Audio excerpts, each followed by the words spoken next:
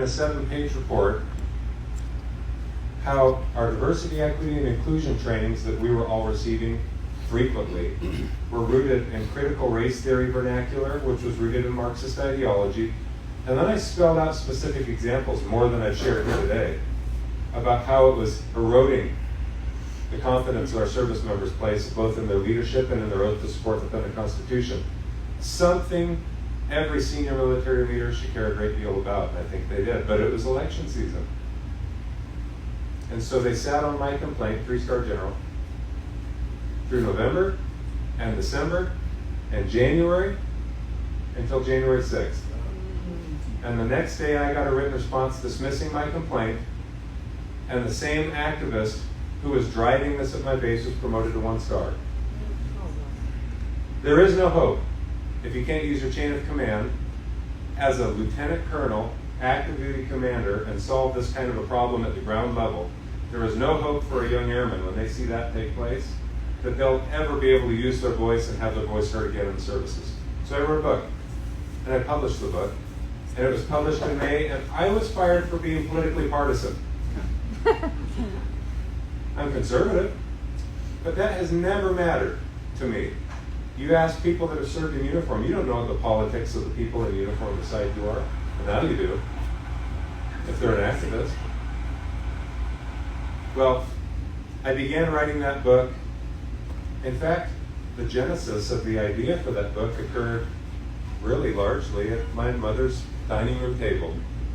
I was visiting Tucson almost a year ago, and I thought, how do you fix this unless the American people are aware of the problem? How do you fix this unless our elected officials become extremely active in confronting this and holding our senior military leaders accountable, holding a Secretary of Defense gone rogue accountable? You need to get them involved. How do you do that? You write a book. No one reads books. I read a lot of books. And a lot of people have read that book. In fact, I think it's one of the best-selling self-published books in American history. And I'm not overstating that. There was a period, for the first couple of months after it was published, it was selling thousands of copies a day. And people are talking about this all over the country right now. That's not my dad, but he's got a dog too.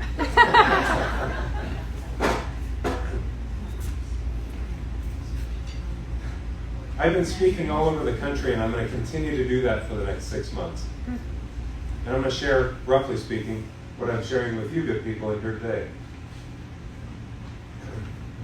As I wrote the book, I went for a walk on Buckley Air Force Base with my wife and kids.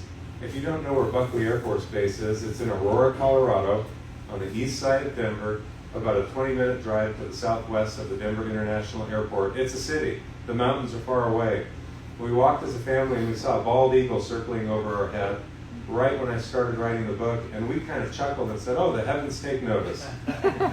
Well, it happened 2 more times while I was writing the book for the next 4 months. We saw that eagle 3 times, and we've never seen it before, and we've never seen it since. It was a marvelous thing. Now, good Christian people around the country, I hear them say this all the time, well, that's a God thing. I think it is. Because the heavens take note when you defend liberty. God inspired the formation of this great country. And I think the people in this room believe that. And I want to tell you that there are many thousands of people across this country. In fact, there are many millions. Probably at least 80 million of them. Yeah. Right. That think like that. I just finished a book about Thomas Jefferson, remarkable man. And I sense the greatness of his spirit and good, conservative, Judeo-Christian valued Americans who love their country still today. But we face a terrible problem. There is no north-south divide in our country anymore like there was and growing and festering in 1858. There's a growing tribalism in this country. The farce of multiculturalism has the potential to fracture our society in so many ways that there's no recovery from it. What is it that you're to do? A lot of people asking me that question. What am I supposed to do? I don't have all the answers, but I do know what I'm supposed to say to people. So I'm going to read you something once more, and then I'll put it in secular terms after I preach for a second. And then you need to figure out what you need to do. But I'm not going to organize any effort. And let me say this too, actually. Someone asked me about Stu Scheller after the cameras had turned off. So I can say something.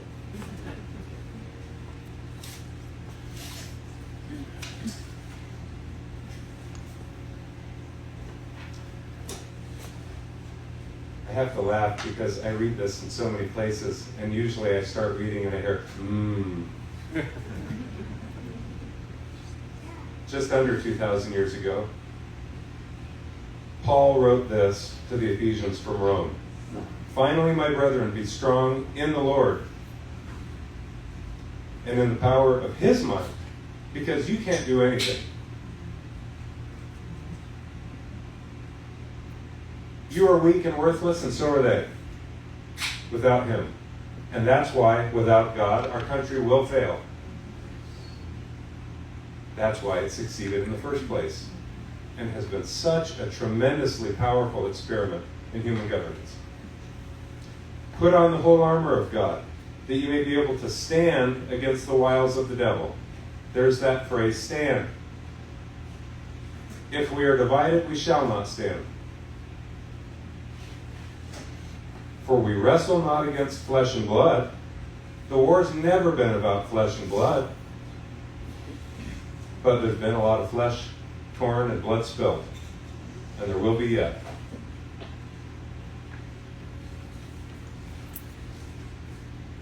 But against principalities, against powers, against the rulers of the darkness of this world, against spiritual wickedness in high places. Wherefore take unto you the whole armor of God, that you may be able to withstand in the evil day, and having done all, to stand. Stand, therefore, having your loins girt about with truth. That was Alexander Solzhenitsyn's counsel to the West when he was exiled from the Soviet Union. And in 1979, he gave an address. I can't remember if it was in England or if it was in America. He spoke in both places. He said, speak the truth, or at least don't lie. And it's that sentiment that found him an unwelcome guest in a communist Soviet Union. And if you want to be brave, try speaking the truth wherever you go. That's uncomfortable.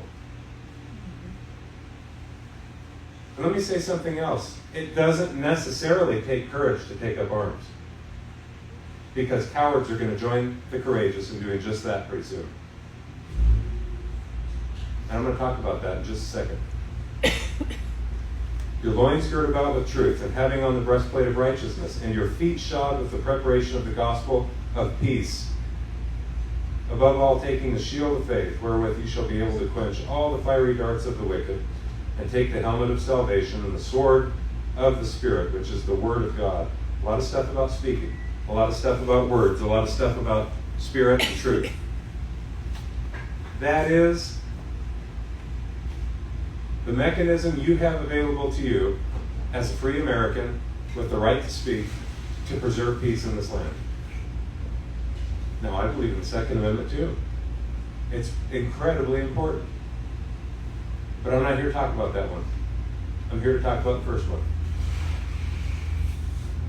My invitation to you is to use your voice for truth, and to speak up and warn your neighbor about the peril that we face. And despite the fact that you've surrounded yourself in an echo chamber with people who view things like you do, there are a lot of people who don't see things like you do. And some of them, who aren't complete radical ideologues, can be reasoned with. Some of them can be. Some of them are ignorant. I served with them in uniform. Some of them are good-hearted people who are blown about with every wind of ideology that they see on social media. And simple 30-minute conversation can change their entire world paradigm. And they'll say, my gosh, I didn't know that. That Declaration of Independence thing.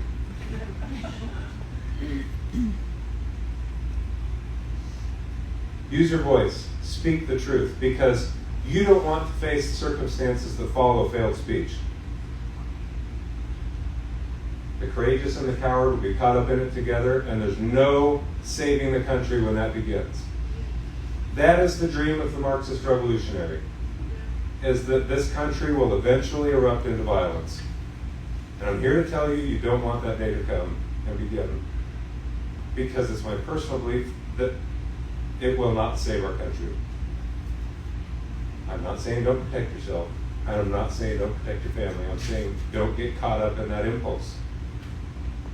We need to use our voice to speak the truth. And believe it or not, one person's voice can actually shape a nation. And as small or as big as your sphere of influence is, use your voice to speak the truth. And I have a Telegram account, which I hate, and Facebook, which I hate, and Instagram. Actually, that's still being recorded. I love my Telegram account. And I say stuff on there. And you know what some people say in response? They say, talk is cheap. Enough talking. The time for speaking is over. We need action. I get it. And they're right. But that's not my message. Sue for peace. Speak the truth. And you'll be better for this society, and frankly, better before God, than you will be if you're a part of the impulse that starts violence in this country. Now, whatever you end up hearing in the months ahead from various people and different ideas, just know this is my message to you. I'm looking forward to sticking around and meeting some of you. If you already have the book, I'll sign it. If you paid, take the book before you leave, I'll sign it. And buy it as a Christmas gift for someone else. And I think it might be helpful. So thanks for having me.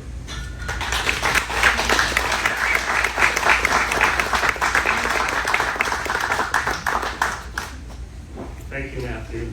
And I apologize, I almost spoke as long as he did, but I was trying to kill time. But Mom and Dad, where are you, Mom and Dad? Could you raise your hands? Mom and Christian Mom. He is out with the dog, and he didn't want to walk in front of people. Oh. Well, that's okay. He hears it from me all the time. Well, you've raised a fine son, and I feel like a better person for having read his book and for getting to know him digitally, at least. And can I share something you told me about? It depends on what it is. Maybe turn the cameras off. Okay. Oh, and I'm happy to answer questions when you're done. Okay, sure. We'll do question and answer. Absolutely. I'll just keep it general. Matthew's made a great sacrifice for his country, and we had a conversation where he said some of the things that he was leaving behind because he spoke out. He said something like, I'm glad, because if I had done this and not made that sacrifice, what did you say? I'm not sure, but... Well, it was very noble. If I had done this and not made that sacrifice, I wouldn't feel like I'd done enough, something along those lines. And there are... We were probably talking about my pension. Yes. Talking about pension. Oh, yeah. Okay. So I didn't want to go into details, but he just gave me permission. But there are people who have stood up. There are people who stood up early and to great cost.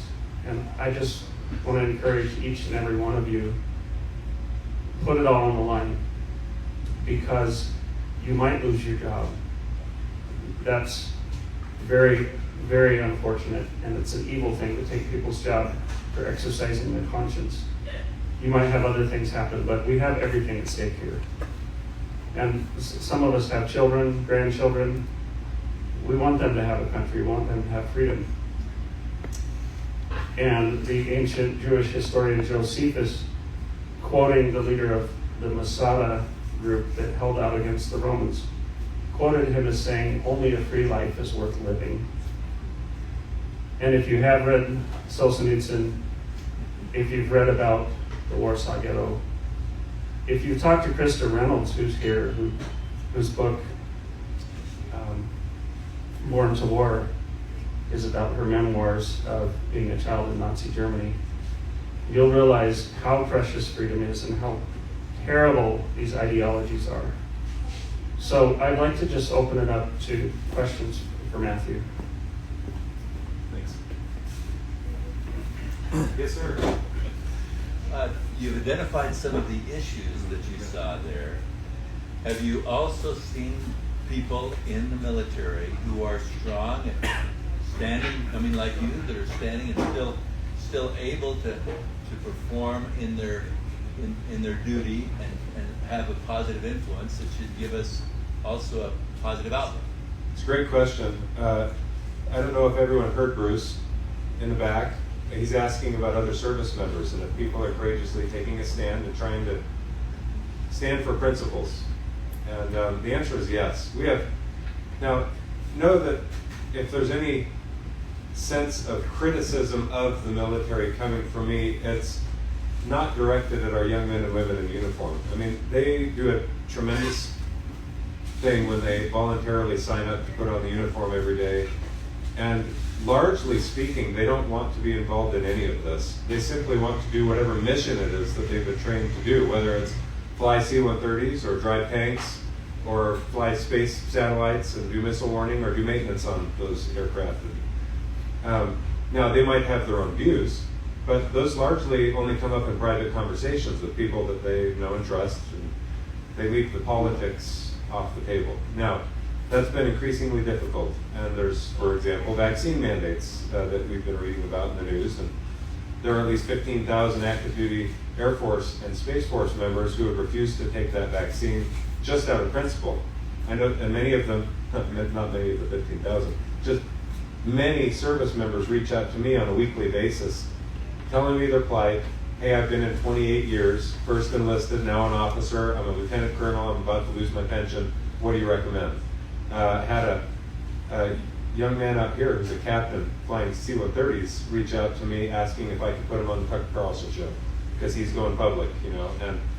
And there's officers and enlisted, all ranks and ages, who are trying to be courageous. They feel like they're alone oftentimes because if 90% of their unit has, I mean, I know I'm talking vaccines specifically at the moment, but it's about any other thing. Right now there's the sense that people have that politics are starting to creep in far too much into the military scene, and they're trying to take a principled stand without becoming aggressive or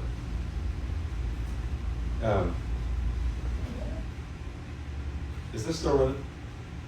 I can turn it Yeah, off. let's turn that off. This is just recording, but I'll turn off Let's the turn off Instagram that. live. Sorry guys, talk to me later.